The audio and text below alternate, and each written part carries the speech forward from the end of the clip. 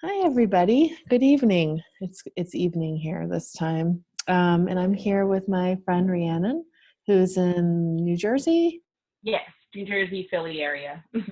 Philly area, um, and we are spending our downtime chatting together and bonding over tarot cards and esoteric healing.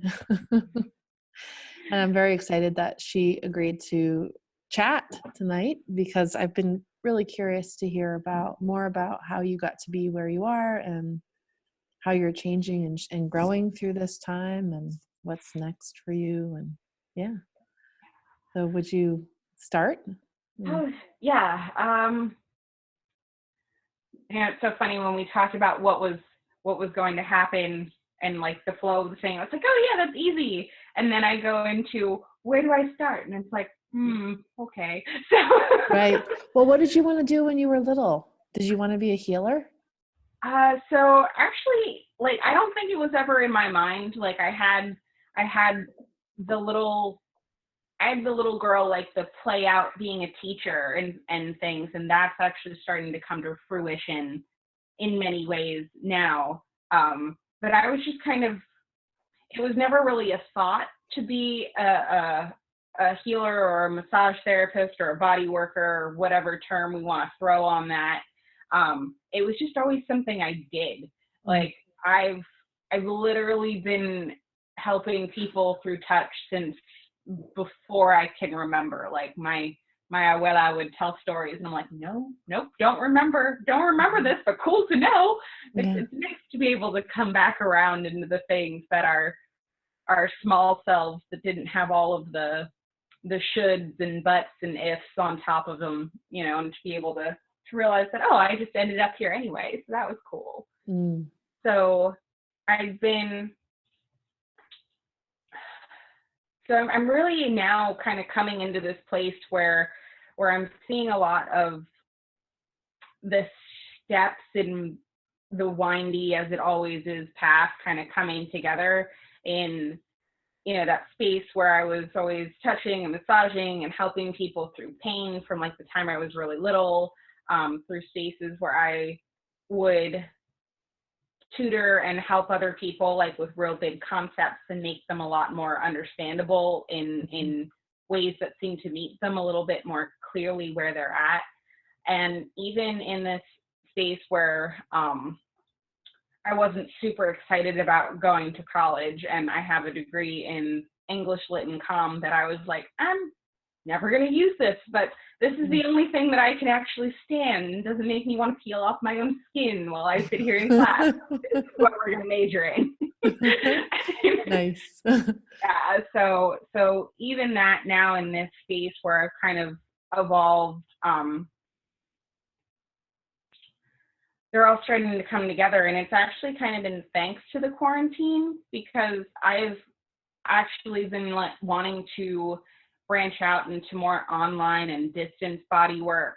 And really it's really a format that I found allows clients to have me there as a guide, but where they can really feel their own movement and their own healing, and where they're much more in tune and more open to those changes in far greater ways than when they're coming in and they have this expectation that I'm going to touch them and I'm going to fix them.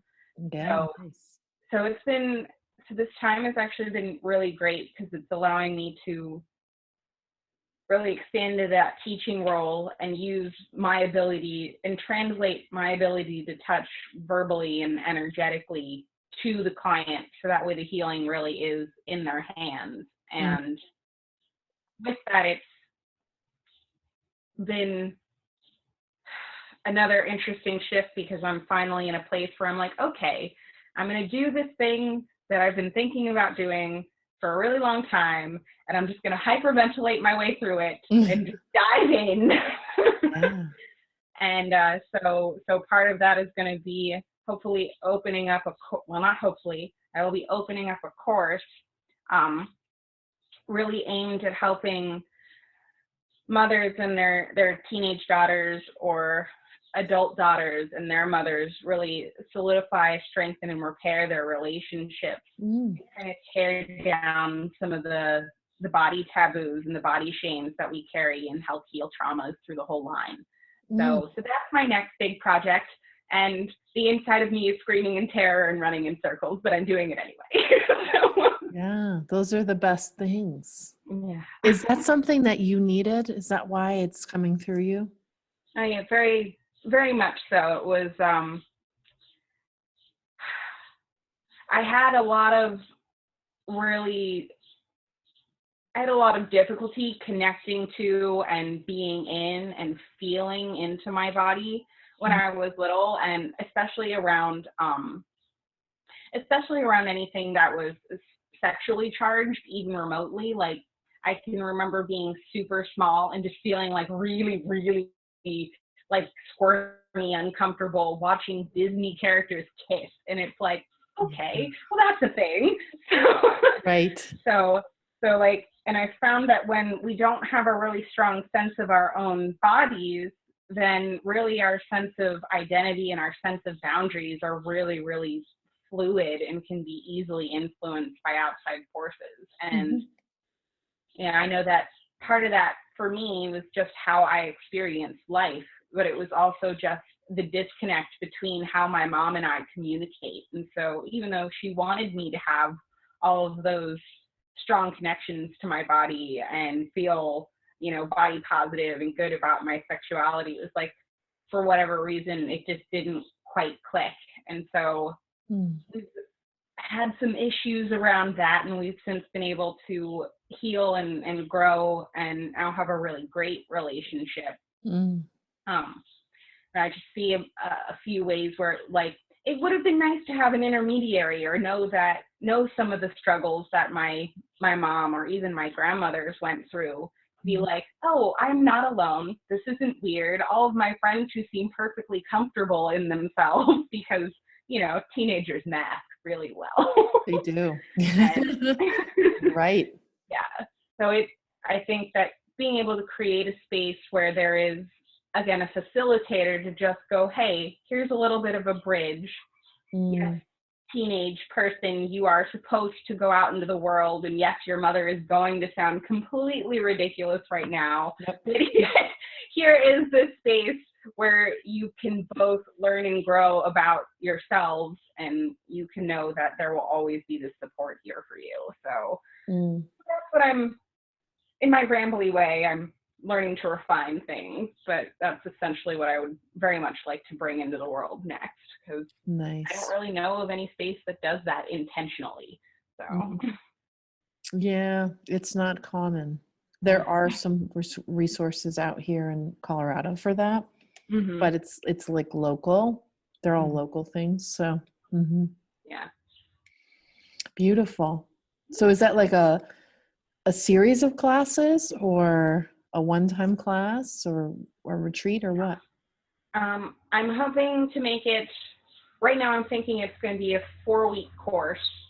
2 hours a week is what feels like is going to be happening. But we'll see if that needs to grow or expand, and there'll probably be like an hour Q&A, like in the in between of the week. So that way, if there's anything that's like, I have no idea what you just said, and and could we go over that practice again, or I've been trying to tell my mom this, or why can't my daughter hear me when I say this, and just kind of give some space, and really, really give enough time to create a community, not only with me, but with the other women and dyads, or even triads, if multiple generations of the family want to get involved. So that would be amazing. There's some help. Yeah, that's exciting and scary. Oh, it's so hard. It's so challenging. I don't want to say hard. It's challenging to give birth to something new. Yeah. It just is. Yeah. It gets easier, but it's hard at first. My space right now is, it really is just knowing that when I can relax and breathe and just do the thing, that it'll happen, and it'll happen fairly easily and fairly smoothly. Mm-hmm. But my instinct is to struggle and resist. So, Yeah, so that's, everyone's, I think. yeah. How do you work with yourself when you are in that resistance? Like, what do you do for you? So for me, some of the best tools that I've learned to cultivate is really just being okay with stillness and letting inaction be inaction, Mm-hmm. because moving from a place of completely crazed has never helped anyone ever.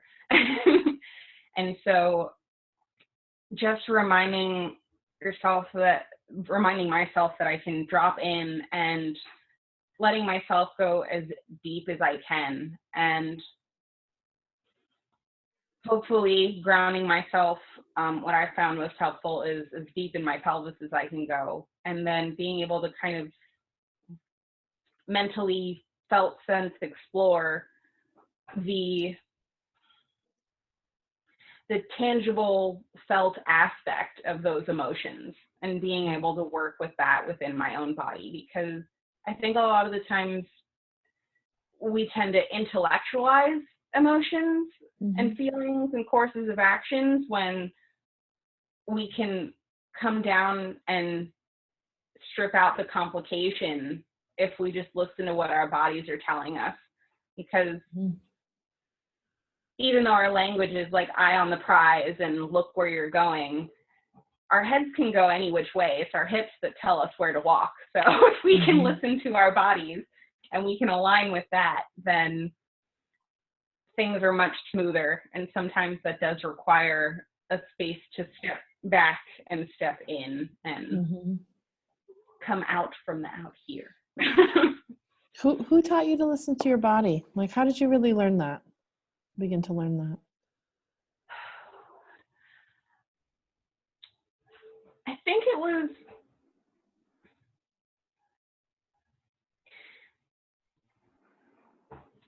like, if I had to really try and remember, it would be hard to say where I learned it from any one place. Mm. Um, I learned different methods of doing so from having different body work done and different energy work done on myself, Mm. as I worked through healing a lot of my own trauma, and just trying to figure out, trying to teach myself that I wasn't broken even when I felt like I was.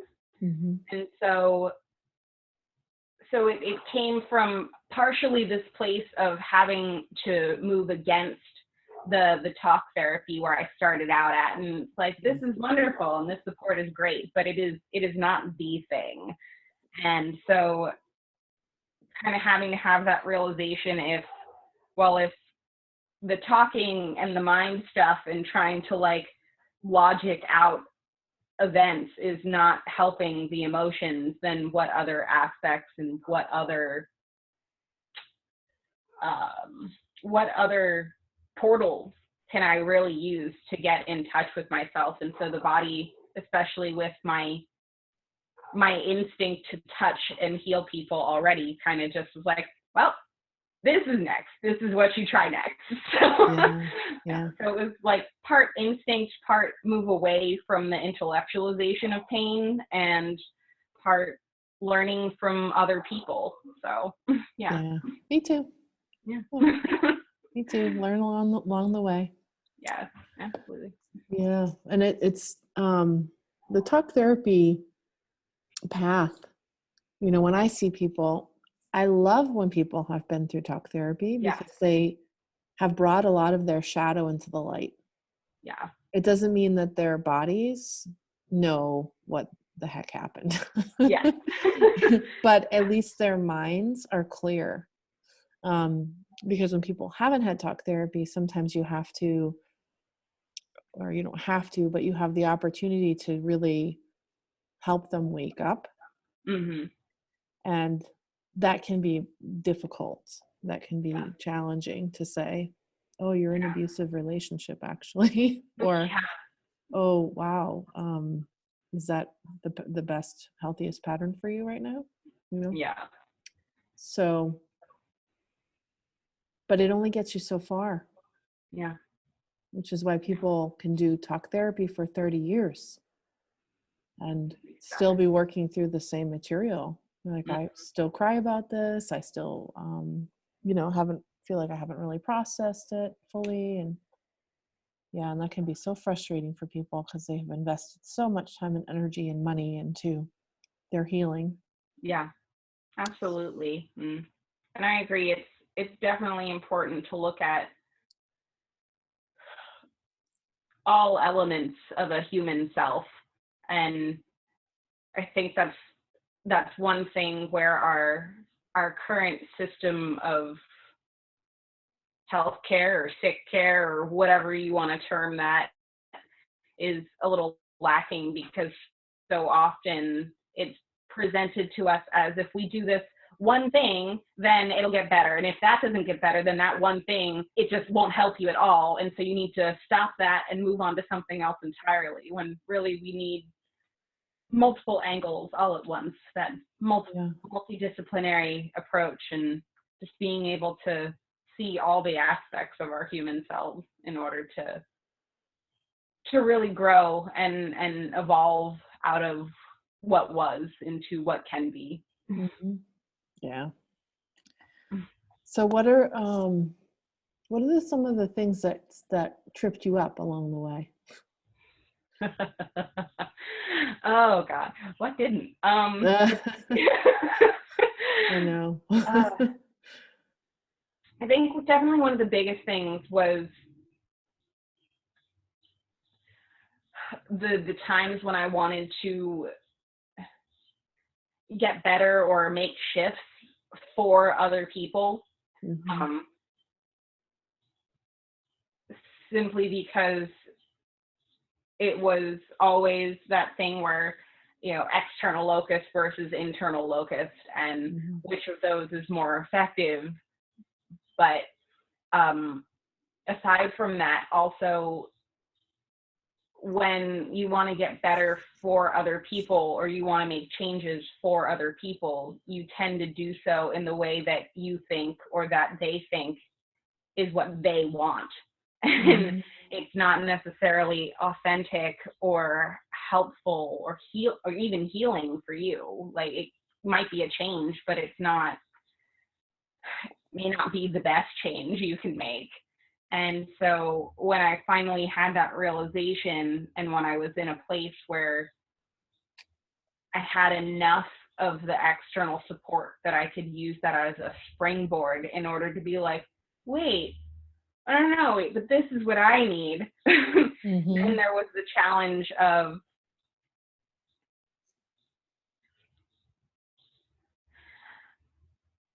great, this is the way that is best for me, but I can't verbalize that. And now to this person that I care about, that I was making all of these changes for before, they see it as me being selfish or uncaring about them, and not Yeah. realizing that, no, neither of those things are true.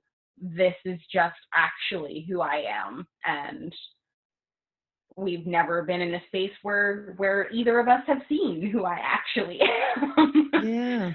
Yeah.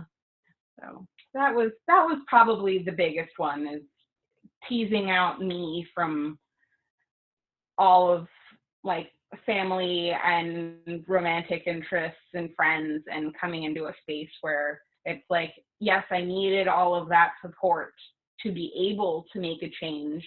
However, the change has to ultimately come for and from me. And Hmm. how do we navigate that? Do you still want to be around? So Yeah. if not, how do we deal with that? So No kidding. Yeah, I went through a very similar process when I was 37, 38. When I Mm, moved to Colorado, I literally had to move across the country to disentangle myself and figure out who I was. yeah. Oh, I'm making all those big drastic changes, huh? I had to. I was so entrenched and enmeshed in my Mhm. life. And I literally had to get out. I mean, I didn't know this at the time. I thought I was Yeah, just moving to open a business.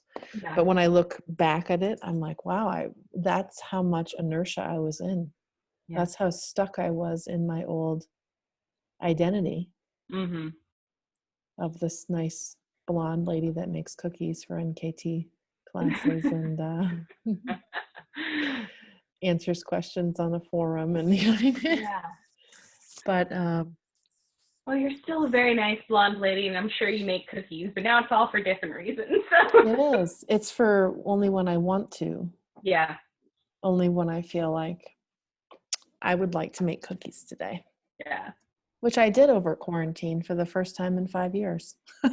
Hey. Was cookie sober for a long time All because I right. used to, like you, I was a people pleaser. So I used to cook them, bake them to Yeah. please people. Mhm. And I had to give that up. I had to get sober. Isn't that like one of the super scary things too, when you realize like which parts of you you've so strongly identified with for so long aren't actually you? And it's like, Right. holy hell, who am I if I'm not this? Like, It is. You have to die every time. yeah, yeah, So I've died 1,000 times over. yeah. Here's to 1,000 Probably. more. I know. Probably more. Yeah. Hmm. So what do I want to ask next? Hmm. How did you get into the tarot? Reading cards, oracle cards, and working with them. So that's been a long process as well. Um, I got my first deck when I was 12, when I asserted very strongly to my family that I am disowning my Catholic upbringing, and Yeah. I identify as a pagan witch. And Nice. it was really interesting to see the dynamic in my family, because there are portions that still don't actually believe that I believe what I do or that I feel what I do, Mm-hmm. and they're just like, it's a phase, and I'm like, okay, Mm. cool. Nope. It's still Um, going. How yes, old are you now? In your yes. 30s? Yeah. I'm 29. I'll be 30 in November. So Mm. since I was 12, and Cool. I chose to verbalize what I was thinking. Uh, I've had a deck of tarot cards on and off since then. Mm. But my reading has been really sporadic, and I both have not allowed myself, and nor has what it feels like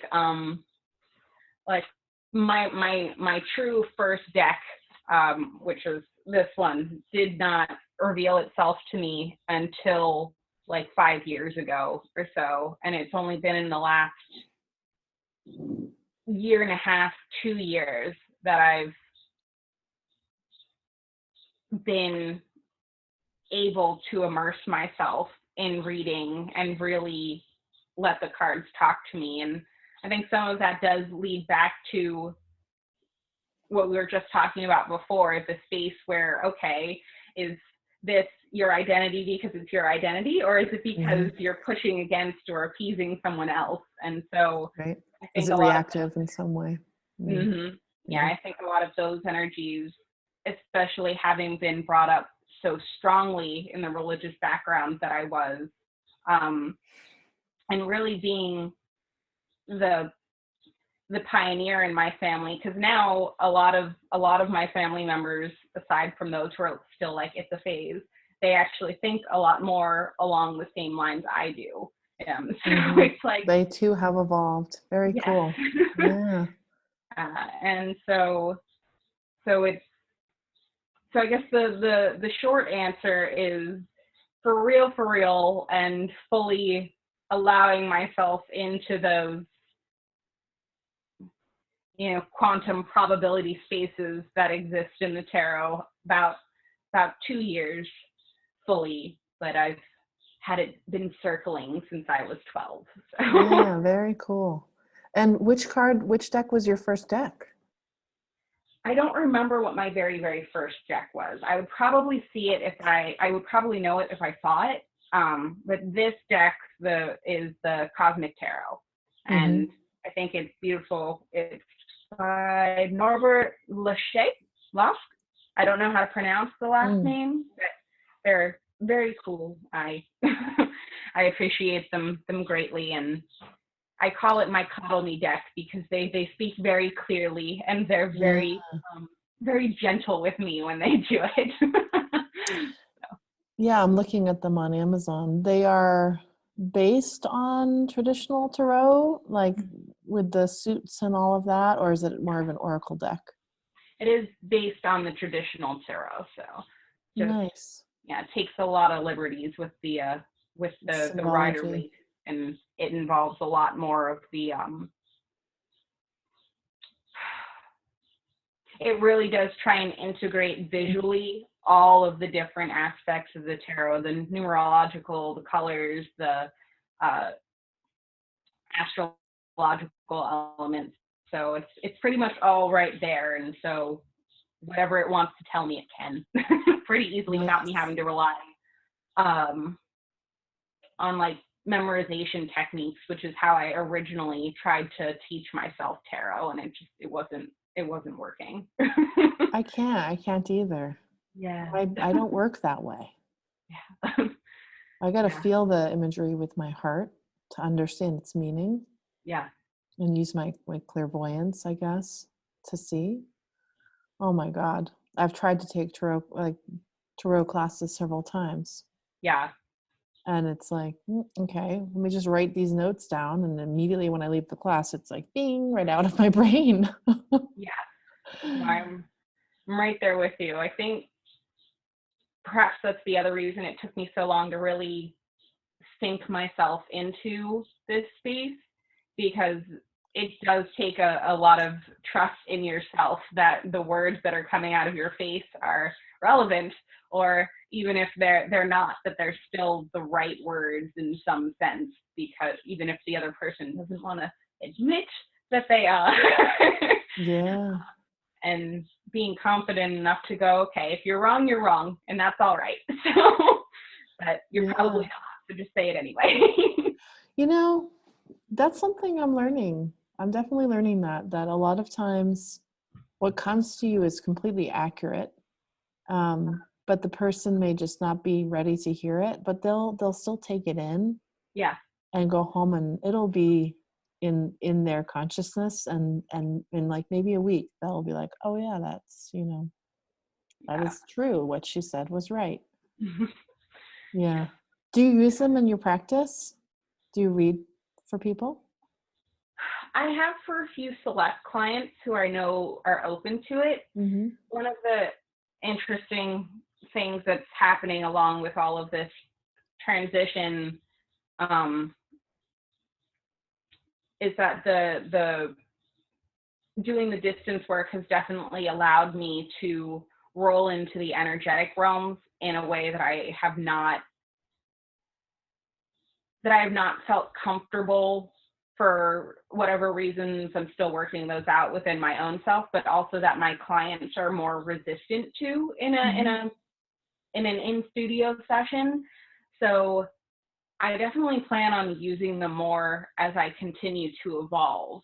Um, Mm. what that looks like when things start to open back up and we're back in brick and mortar, I'm not really sure. However, I'm also not super sure how involved Philosopher's Stone, my brick and mortar business, wants me to be in it anymore. So, Mm. so I know that I'll be taking the route of hiring some people to continue it, because it's not dead. It just doesn't want a whole bunch of me anymore. And I'm like, I love you, bye. So Mm-hmm.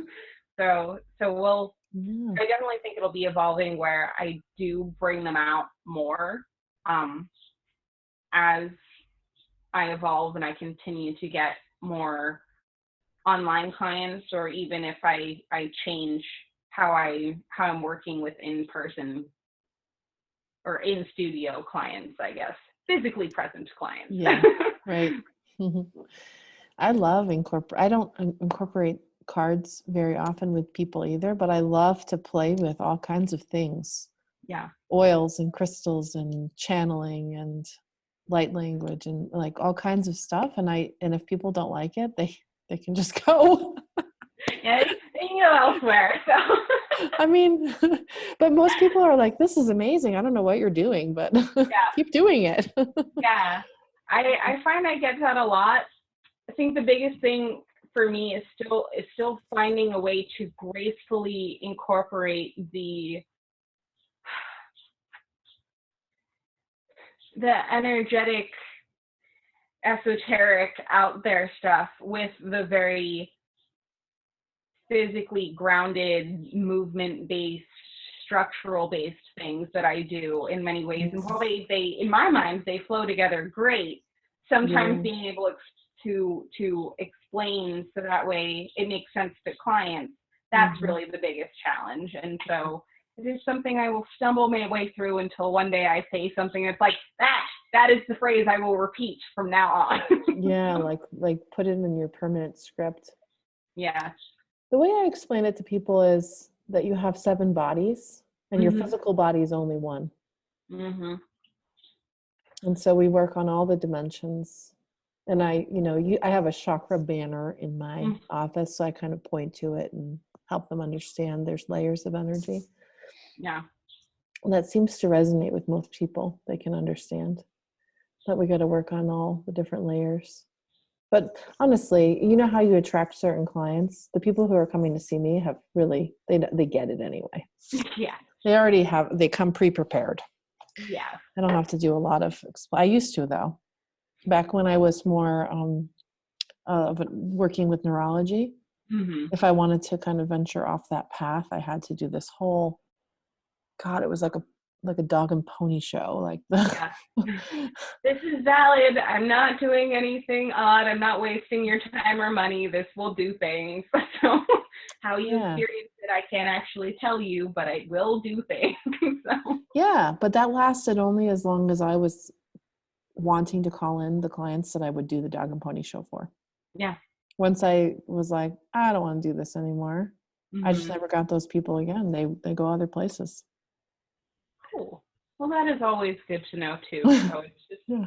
right. It's a matter of choice in so many ways, and we don't realize what choices are actually available to us sometimes. Well, I know. Yeah, that was a really powerful thing for me to realize I can choose what clients I want to work with. Mhm. And I don't have, like, I used to have this whole thing about I have to work with anyone who's ready to do their healing and who Mhm. wants to work with me. Mhm. But that's a very big pool of people. Yeah. And finally, where I got to was I want to work with those people who are ready and willing and able to work with me, but also who I love to work with and it's joyful to work with.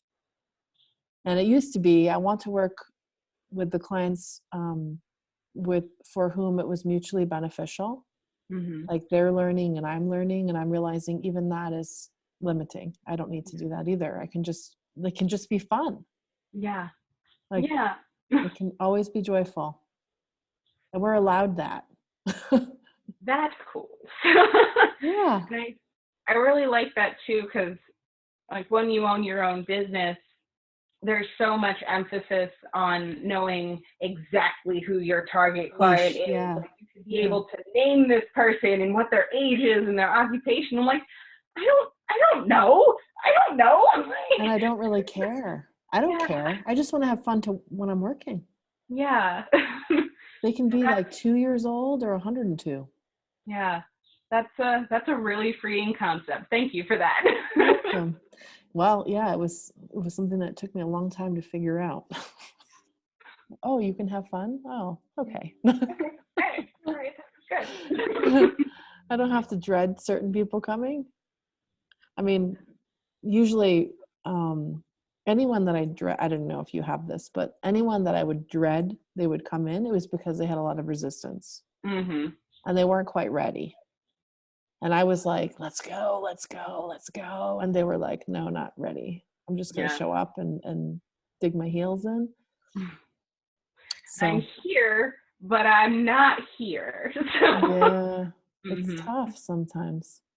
Yeah. Anyway, I don't really like to challenge people in that way. I know a lot of therapists do though. They love that. They love to get those people, like help them dig themselves out of the mud and push them along. But Yeah. that's so much energy. I don't want to do that. Yeah. Did you I, figure out your human design? Are you a, did you ever take that test? I did. I honestly don't remember what I classified under though, so I probably have to take it again. Yeah. But I was curious if you were a projector too. yeah, I really I don't know. So I'd have to take it again. I know that there is one thing that I'm like that space you were just referencing where it's like the people who are ready and willing to go versus the people who are like heels in the ground, like dragged along. Yeah. I have a couple clients right now that are really exemplifying those two different dichotomies that can Yeah. be presented. And I'm like, all right, well, which one do I actually enjoy working with more? And like, not just like that resistance one is always the more financially lucrative because they'll have Yes. to come back longer. And I'm like, okay, that's not a great reason to enjoy this. So am I actually enjoying it, or is it because right now there's that, there's the global scarcity scare that's happening in many ways, and I'm kind of like I'm picking up on that. And so how much of that is mine? What needs to wipe off? And then okay, center and look again. What am I actually seeing? Yeah. Yes. Yeah, that's very wise of you. Very wise. Well, learning I know. We're learning is learning. hard, but I do try and remember the lessons I have learned, because otherwise the next time the universe teaches it to you, it's going to be so much more costly. The louder it has to scream, the more cost it is, whether that's Right. financial or time or emotional involvement. So it's like, all right, let's remember the things we learned Yeah. and act on them. No kidding. And we're all learning so much right now. Mm. Yeah. So I want to make sure we have enough time because you're going to teach unwinding. Yes. Let's do So that. so this isn't something that takes really very long, and it's really more something that I was feeling called to remind people of, Mm. because we all used to do this as kids, and if you have pets, you watch them do this all the time. But it's Mm. a really simple and easy tool that we often forget for for pain, for tension, for stress, for emotional stuff, simply because it is super simple and super Mm. easy. And so much of the time we're like, well, if it's not painful and challenging, it doesn't do anything. But that's not true. Yeah.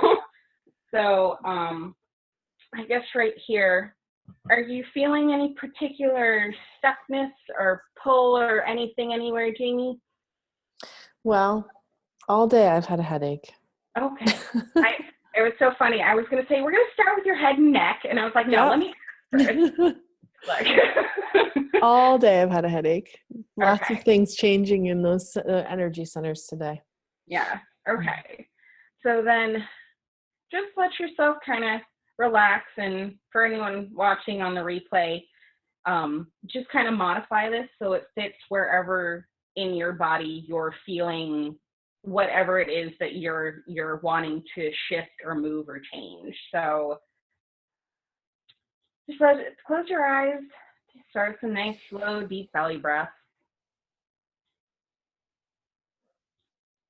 Feeling yourself fully embodying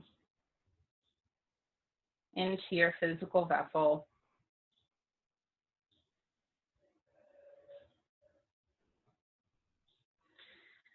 And then start to let that breath move more deliberately into your head, moving into the place where the tension, where the headache feels most pronounced.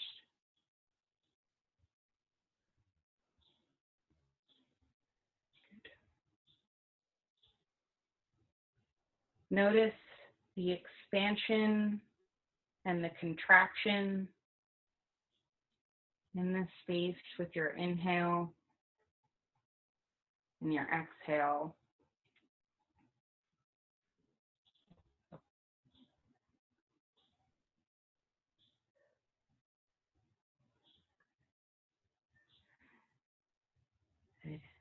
And as you continue to breathe into this space, just notice and allow any other movement that wants to accompany your breath. Yes, including yawn. Mm-hmm. So it might be rocking in your body. It might be rocking and tilting of your head. You might feel your eyebrows wanting to move, your eyes squinch up, making funny faces. Perfectly acceptable here. Just let your body move in whatever directions that is.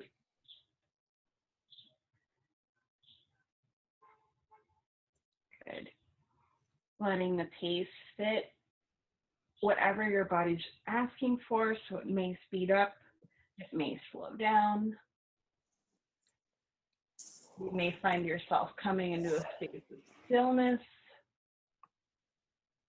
that then resumes. And some of the movement you feel might be fascial. So kind of in this space where you're sitting and it's still, or even while you're moving, and it's like there's what feels like almost imaginary movement underneath your larger movements or underneath your stillness.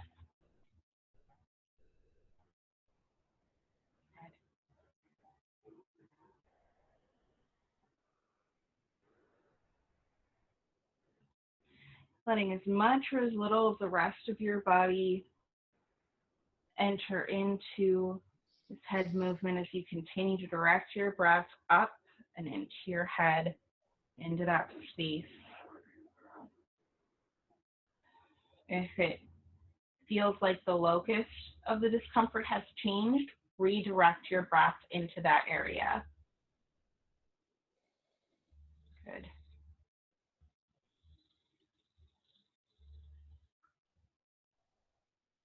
Good.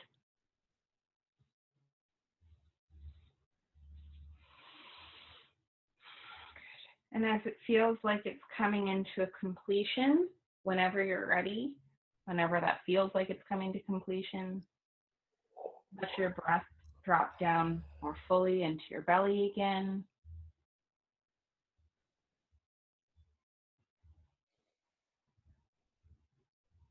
Good. Letting yourself come on back. Mm. Good. How's your head feeling? Better. Yes. Thank you. Yeah. And one of the things I love about this is that it really can be used for nearly anything that you want to shift. So, and whether it's pain, whether it's tension, whether there's relationship stress happening or something emotional going on. I've used this even with some of my clients who are working through trauma.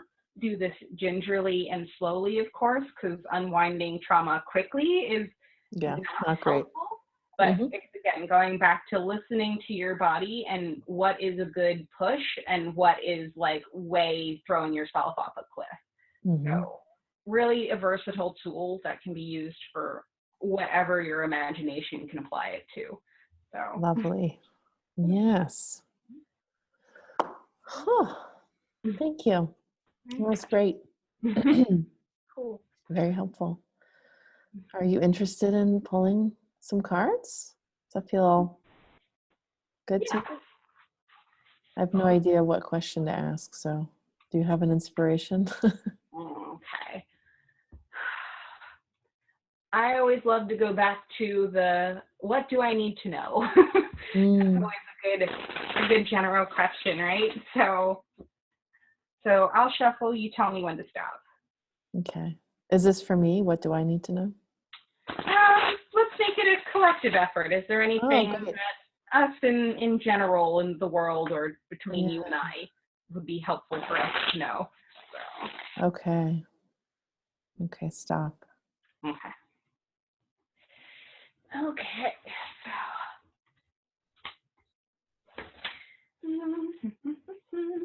All right. So. Oh. Okay. So first card I got is the Chariot, and it's in reverse. So.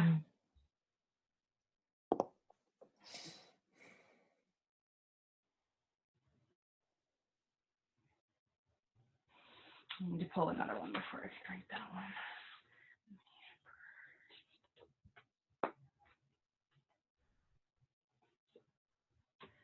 And okay, so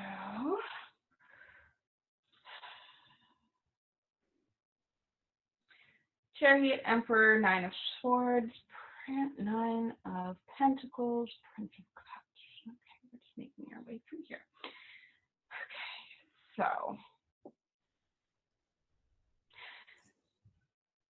starting out, so definitely there's this sense of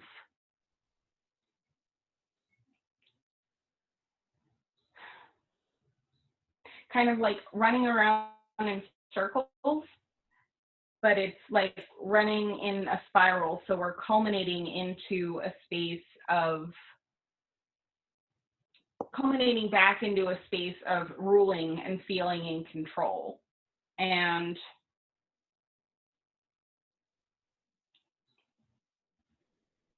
being able to do so with potentially a lot more kindness. We're leaving behind a lot of the,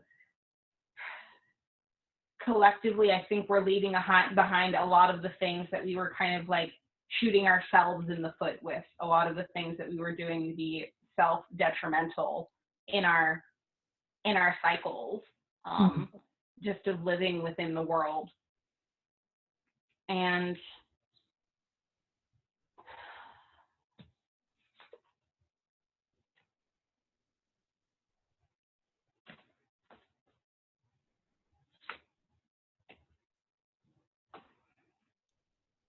morning.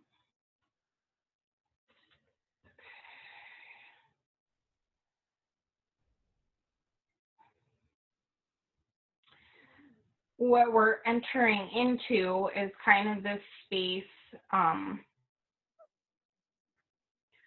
where we're going to be feeling a lot more comfortable with less of them in the material spaces.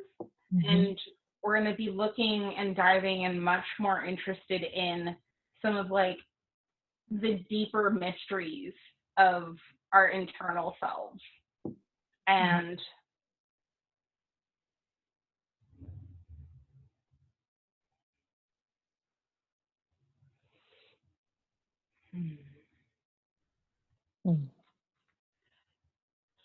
there's going to be a lot more feminine energy coming out into the world, it looks like, where there are going to be more women in spaces of influence, especially among like leading thought, and less kind of shut away in like the home sphere, as like the like continuing to break down some of those traditional gender roles and really embracing the idea of the feminine perspective. Yeah.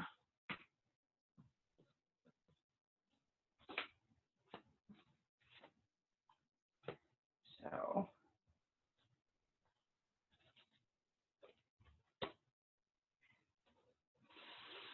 Okay. So we move from Prince of Cups to Queen of Pentacles, Queen of Swords. We're at Eight of Cups, Strength, Two of Wands, and Temperance. And so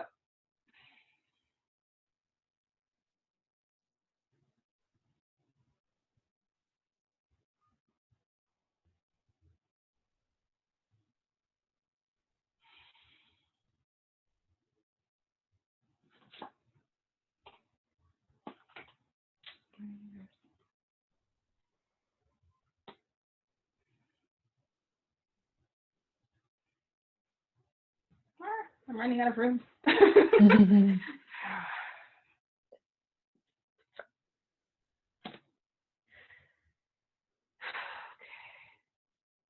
Yeah. So this space of transition, especially as we come out, there is going to be a little bit of resistance, and there is going to be a period of time that feels very much like lack, and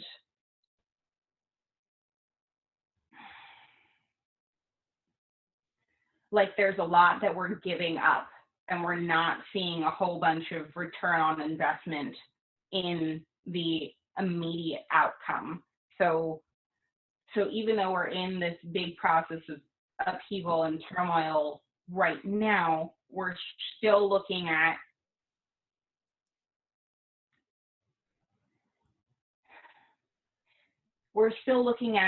our normal being a lot more struggle filled than we remember it, as we kind of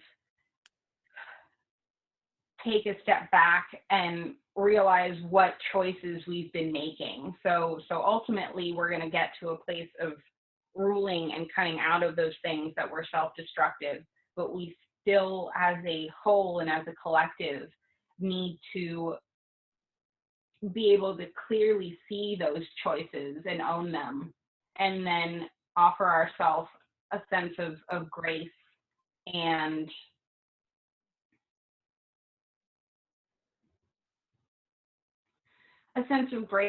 forgiveness, and then patience with ourselves as we learn to bring all of these internal tools that we've garnered out into the rest and into the physical world again. Good. Yeah. And it's feeling like that's about where I should stop. So Lovely. Thank you. That was really great. How fun. So that's hopeful and bright. So it is. Yeah. Thank you. So how can people get a hold of you if they want to work with you? What's the easiest way? The easiest way would actually be just to send me a text and tell me what you're looking for. So Okay. or just tell me that you'd like to work with me about insert thing here. Mm-hmm. And my number is 856-857-7535. Okay. So many fives. Yes, lots of fives. Do you have a website too? Philosophersmassage.com is my website for my brick and mortar. As I make my transition, though, that might become something again I check less and less. So right, it's easier to text. Yes, it's just easier to text, and I'll be able to kind of offer you which element of which service is going to fit your need best, instead of because again, my brick and mortar business is changing as I change between the energy and then the physical work, and how much I'm actually in my brick and mortar business and all of that stuff. So just text me, we'll talk, and and I will help you in the best ways I can. Lovely. Yes. Cool. Yeah. Excellent. Well, thank you so much for your time. This was wonderful. Thank you, Jamie. This was a lot of fun. Yeah, it was, right? Yeah. Okay, till next time. See you next time. Bye.